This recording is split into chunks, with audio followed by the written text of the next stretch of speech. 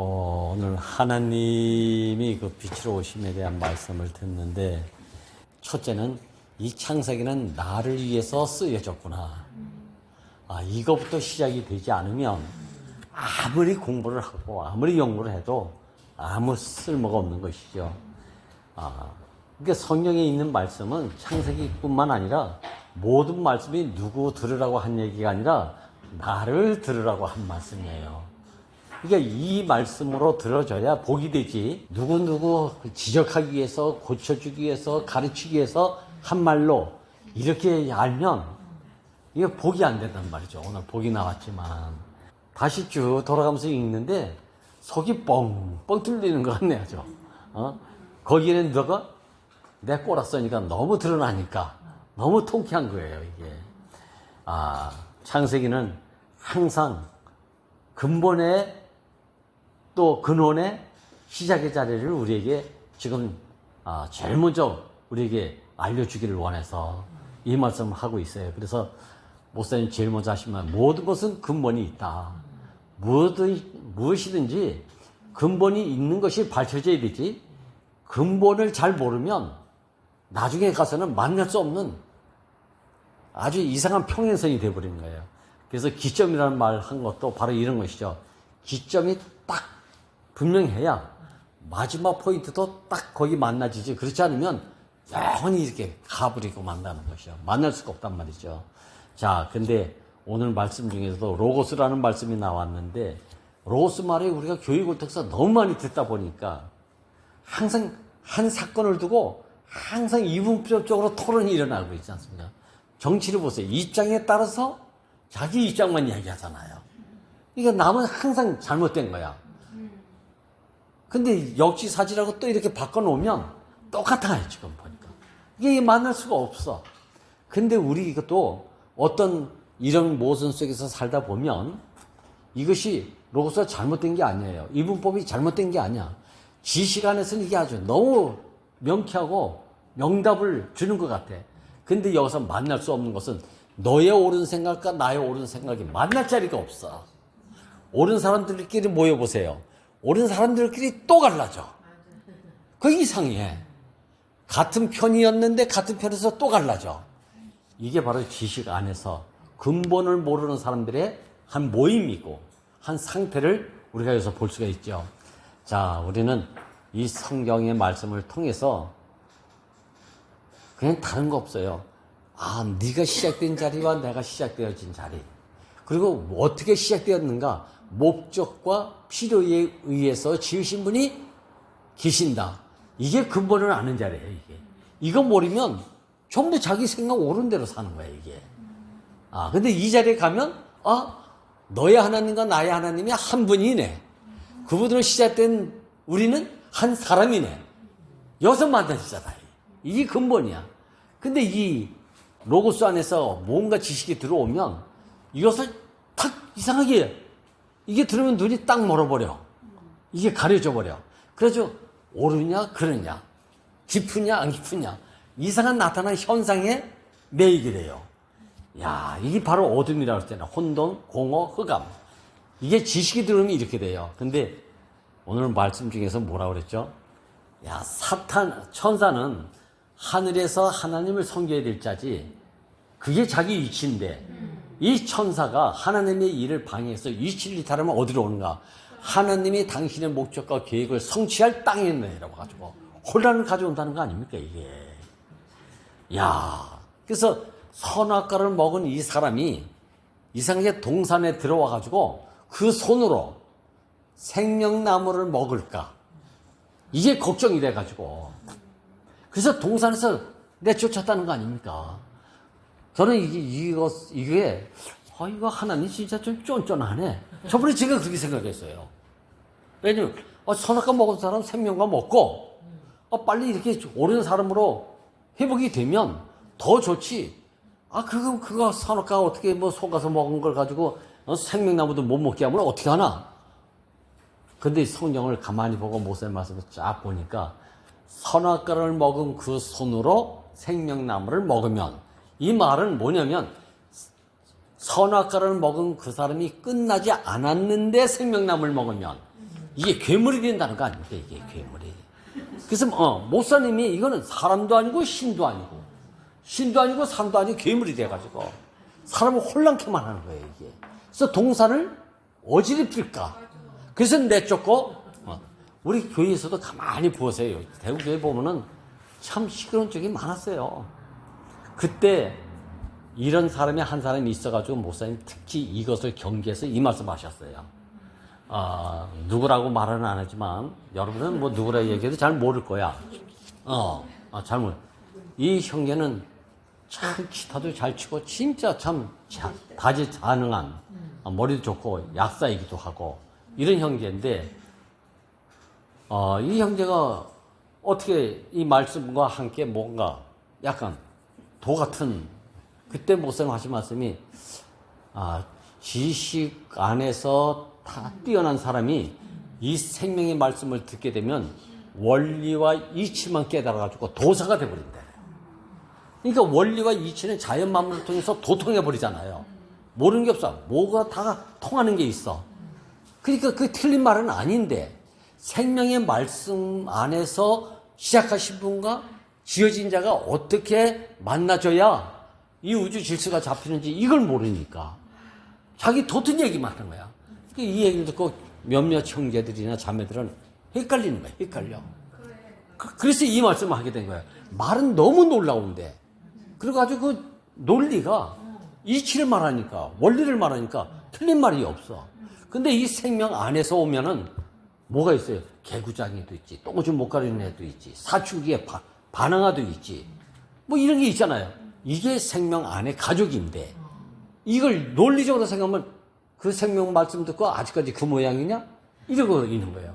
이것이 어디까지 갔어요? 예수님이 신처럼 쓰여졌다가 어떻게 사람의 자리에 딱 오니까 십자가에서 와야 메시아 소리를 듣는데 거기서 뛰어내리지 못하고 죽었다. 이거죠, 성사. 네가 진짜 하나님 아들이라면 네 자신부터 구원해봐라. 이건 참 말은 맞는 얘기인데 예수는 거기서 할 말 없었다는 거 아닙니까? 왜? 신이 아니니까. 자, 이런 혼돈이 온다는 거예요. 그래서 선악을 먹은 그 사람이 그 손으로 생명나무까지 먹으면 어떻게 된다?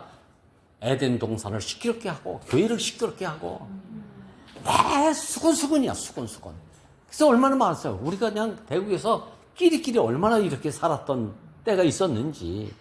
야, 지금 와서 보니까 정말 먹을 걸 안 먹고 똥만 가득하게 차가지고 똥 냄새만 풍기면서 살았네 보니까. 제가 지난주에도 말씀을 잠깐 드렸지만 제가 목사님 말씀을 참 잘 따르면서 살았는 줄 알았는데 여기 와보니까 목사님 말씀을 제대로 들어본 적이 없는 것 같아요. 근데 여기 와서 신당을 좀 살려달라고 이렇게 전화를 하니까 그때서 목사님 누구 만나봐라, 어디 가봐라. 구체적으로 나의 행동 지침을 말씀하셨던 것이에요. 어제 나도 몰랐는데 이런 삶의 모습을 옆에서 지켜본 형제가 뭐냐, 남규 형님은 자기가 소름이 끼칠 정도로 이렇게 사는 모습을 봤다. 뭐 이런 것을 간증을 하더라고요. 저는 오늘도 여러 가지 말씀을 여러분들도 간증하겠지만 난 나에게 이분이 구체적으로 해주는 서편에 찾아오셔가지고 나에게 물론 그때도 첫날이었지, 빛의 날이었지만 더 구체적이고 아니라고 할 것이 없는 나에게 첫날 빛이 있으라고 하신 하나님이 나를 찾아오심이 너무 감사했습니다. 난 이분을 누가 뭐래도 나는 부인할 수가 없어. 난 이것을 여러분들도 똑같이 경험되어져서 빛이 있으라고 하신 그 하나님을 만나니까 나는 항상 첫날이고 새날이다. 난 이 노래를 부를 수밖에 없어요. 여러분들이 이 노래가, 이 날이 영원히 있기를 바랍니다. 그래 우리가 만날 거 아니에요. 오늘 이 말씀을 들어보니까 절절히 내가 다 말할 수는 없지만 당신이 빛으로 오셔가지고 나를 새날이라고 말할 수 있는 이 첫날에 이 빛이 내게 온 이후에는 좀 뭐 희끄무리 해가지고 좀 뭐 실수할 때도 있어. 그러나 본질은 빛이신 하나님이 나를 떠나지 않았기 때문에 나는 이 하나님을 만났다라고 선포할 수가 없고 노래 부르지 않을 수가 없어요. 아침 5시 반만 눈 뜨면 이상하게 말씀이 비춰오는 거예요. 생명의 말씀, 빛의 말씀이 떠올라요. 비록 짧지만 나의 간증입니다. 나의 노래고. 저는 내 인생의 그동안 문제는 뭐가 없었기 때문에 생명의 빛이신 하나님이 내게 찾아왔음에도 불구하고 내 사정과 내 입장과 내 문제에 연연해가지고 오늘 누구 문제가 아니잖아. 내 문제였어 전부. 내 문제로 말미암아 볼 것을 보지 못했어. 내가 들 것을 듣지 못했어. 그래놓고는 뭐 저런 말을 하나. 아직까지 저런 시원한 말을 못하고 저런 말을 하고 있나. 남 탓만 하고 있었어요. 뭐 간증을 저런 식으로 하나. 이런 탓만 하고 있었어요 제가. 근데 지금 보니까 내가 들을지가 안 돼. 볼 눈이 열리지 않았기 때문에. 오늘 목사님 말씀은 어떻게 꼭 오늘 남편 네가 그랬었다. 꼭 그런 말로 들리네. 그러니까 누구 얘기 들어도 콧방귀만 끼지. 제대로 들어본 적이 없어. 그걸 어디서 증명하는가? 안현수 자매가 증명하잖아요. 당신은 끝까지 내 말을 안 듣는다고. 나는 끝까지 들었는데. 그런데 이게 누구 얘기가 아니라 우리들의 얘기잖아요. 선악과를 먹고 난 이치를 이탈한 사람은 다 혼돈이고 공허고 흑암이니까. 하나님이 와도 매일 찾아오시지. 아니 매 순간 찾아오시긴. 근데 내가 그런 상태니까 여기 들어오실 수가 없었다. 이게 지난 시간에 우리 교제였잖아요.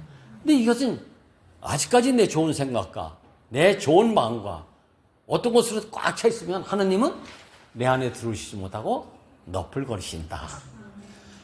이 고백을 할 수밖에 없네요. 그리고 한 가지는 구속은 하나님이 쓰실 수 있는 사람으로 회복시켜 주는 것이다. 난 이 하나님이 나에게 찾아왔다는 게 너무 감사합니다. 이분이 오시지 않았으면 눈은 있어도 보지 못하는 눈이고 귀는 있어도 듣지 못하는 귀였고 입은 있어도 벙어리 같은 인생을 살았구나. 그렇잖아요. 그래서 오늘 말씀 중에 가장 중요한 것은 요한복음 7장과 8장과 9장을 딱 요약해서 말씀하셨어요. 이걸 여러분들이 간증하시길 바랍니다. 간단해. 7장은 네 배에서 생수의 강이 흘러나지 않기 때문에 매 건물만 먹으러 다니는 사람이었다. 물동이 이고 다니는 사마리아 여인처럼. 근데 이 말씀을 딱 듣게 되면 네 배에서 생수의 강이 흘러넘칠 것이다. 이 얘기 아닙니까 이게. 그리고 8장은 뭐죠? 현장에서 가늠하다 붙잡힌 여인이 살 길이 없어. 왜? 율법 성경 말씀을 누구지 돌로 쳐 죽여야 되니까 모세 율법은. 이게 틀린 말이 아니야. 성경이 이렇게 돼 있다. 이렇게 드려야 될 거 아닙니까 우리가. 근데 예수님은 이 여인에게 찾아와가지고 누구든지 죄 없는 자가 돌로 들어 쳐라. 이 말씀이 이 여인을 살리는 말씀이 됐다는 거 아닙니까? 이건 구약에 있는 말씀이 아니야. 예수 자신의 레마적인 말씀이죠, 이게. 살리고자 하는 한 사람을 만났다. 이게 생명의 빛으로 오신 분이잖아요. 그리고 요한복음 9장은 날 때부터 소경인자가 있었어요. 날 때부터 소경인자. 날 때부터 소경인자는 우리가 여기 날 때부터 소경인자가 있습니까? 없잖아. 날 때부터 다 눈 떠 있던 사람이잖아. 근데 날 때부터 소경인자를 예수가 고치러 왔을 때 이상하게 두 가지 사람이 나타나잖아요. 소경이면 소경인 줄 알면 되지. 누구 죄 때문에 이 아이가 소경이 됐습니까? 아버지 죄입니까? 이 자 때문에 이렇게 눈이 멀었습니까? 이게 세상적 시각이란 말이에요. 그러니까 무슨 일이 우리 형제들 자매들 하면 뭐 때문에 원인부터 찾으려고 한단 말이에요, 이게. 근데 예수님이 여기 와서 뭐라 해요? 하나님의 영광을 나타내기 위해서 이런 일이 있었다. 눈이 달라, 눈이 나나. 그래서 오늘 말씀 중에 가장 중요한 게 뭐죠? 우리 성경을 보든지 교회 와서 형제자매를 만나든지 복이 되는 것만 보고 복이 될 것만 먹자. 오늘 말씀이 여기 딱 있잖아요. 구태여 구린내 나는 거 먹어가지고 말이지 똥냄새만 풍길 걸 가지고 씨름할 필요가 뭐 있어요. 기왕이면 먹을 걸 먹고 건강한 몸으로 복될 것만 보고 누리면서 살려도 시간이 없지 않습니까? 저도 요즘엔 자꾸 복이 되는 것만 눈에 보여요. 부정한 것은 눈에 안 보여. 똑같지 않습니까? 그죠? 우리 다 알잖아. 물 한 통에 물이 반이 주니까 어떤 사람은 불안해가지고, 아이고, 이제 물이 반밖에 안 남았는데 어떻게 하지? 걱정하는 사람이 있는가 하면, 어떤 사람은 물이 반이 남으니까 뭐라 해? 아직까지 물이 반이나 남았네? 이렇게 생각해. 저는 이곳에 와서 한 번도 쌀이 떨어졌다고 하는 것에 걱정을 해본 적이 없어요. 10년 동안. 한국 사람들도 여기에 대해서 한 번도 안달복달한 적이 없어. 참 부창부수라고 하나님이 만날 자를 만나게 해가지고 이렇게 살게 하시네요. 자, 우리 이제 무엇을 봐도 복이 되는 것만 보십시다. 하나님의 말씀을 해석해도 부정적인 해석하지 말고 긍정적인 해석을 해서 살리고자 하는 말씀으로 우리가 교제를 나눕시다. 그럼 되잖아요. 그러면 그 사람은 어떻게 됐든지 간에 내가 복이 되잖아, 내가.